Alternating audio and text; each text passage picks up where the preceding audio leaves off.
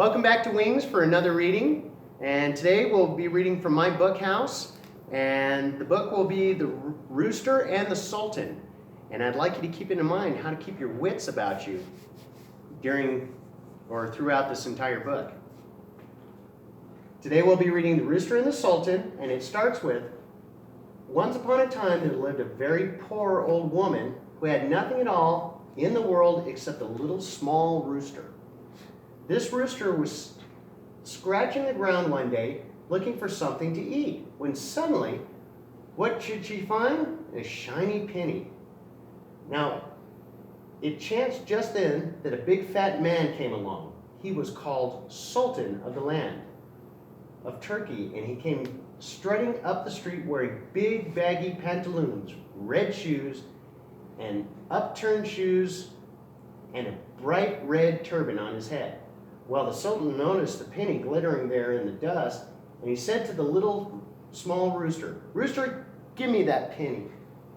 But the little rooster said, "No, I will not give my mistress's penny, for she is poor and she needs it." Then the Sultan snatched the penny away from the little small rooster. He stuck up his nose in the air and he marched off home with the penny. The rooster was ready to cry, but he gave himself a good shake. He ruffled up his feathers, and getting ready to fight, he lifted up his head high and he hurried after the Sultan. He ran into the Sultan's garden and hopped up on the fence. "Cock-a-doodle-doo!" he cried. "Give me back my penny." What a noise! The Sultan clapped his hands to his ears. He ran as fast as he could to the most distant room in the great, big, enormous palace, but the little small rooster followed him and perched on his windowsill. "Cock-a-doodle-doo!" he cried. "Give me back my penny." The Sultan got angrier and angrier. He called a slave and said, "Get the rooster, slave, and throw him in the well." So the slave went and caught the rooster, and bang, he plopped him in the well. But the rooster kept his wits about him and began to say a charm. "Suck the water up my throat, suck the water, all the water, suck the water up." So the little small rooster's throat sucked up all the water, and he was safe on dry ground. Then he flew into the Sultan's window, and once again he cried, "Cock-a-doodle-doo! Give me back my penny." Well, the Sultan was in a rage. He called a slave and said, "Go, slave, get the rooster and throw him in the fire." So the slave caught the little small rooster and threw him in a roaring fire. But the little small rooster cried, "Pour out the water, my throat, all the water, pour it.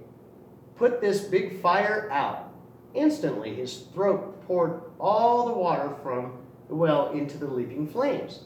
The fire died down with a hiss, and the rooster was safe again.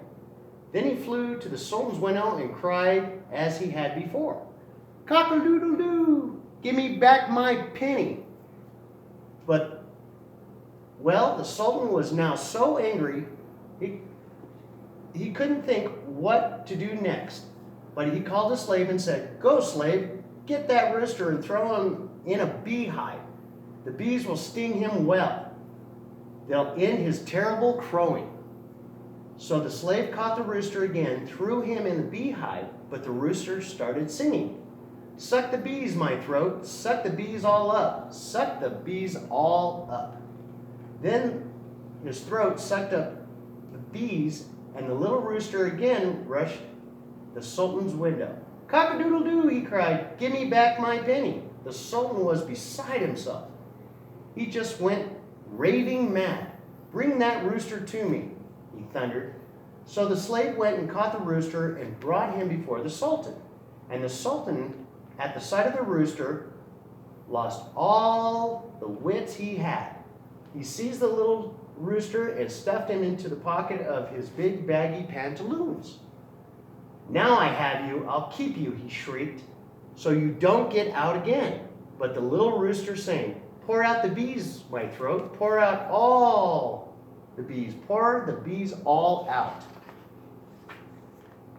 And his throat poured the bees all out in the Sultan's pantaloons. The bees began to sting the Sultan. They stung him and stung him and stung him. The Sultan screeched and he screeched.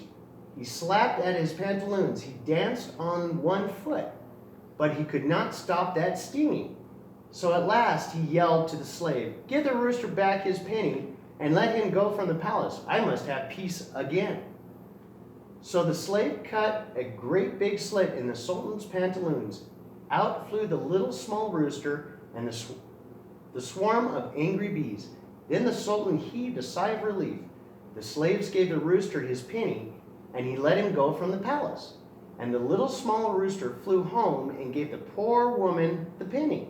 The old woman bought all she needed to make herself cozy and comfortable, and she and the little rooster lived happily ever after.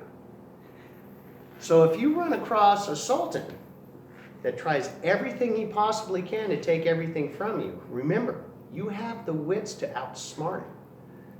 So add that to your life and apply it, and you will come out ahead. It's wonderful seeing you again, and we'll see you again next week.